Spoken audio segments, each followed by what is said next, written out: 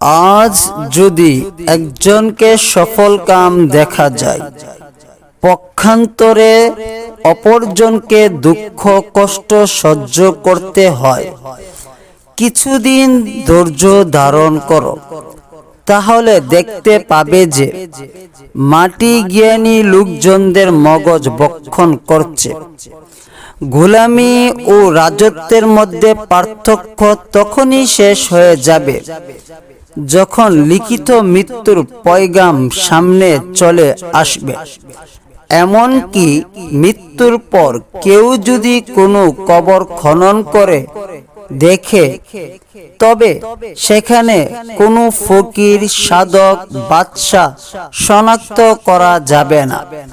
অর্থাৎ কবরে মাটি চাপা হওয়ার পর সবাই সমান সমান, কোনো পার্থক্য থাকে না।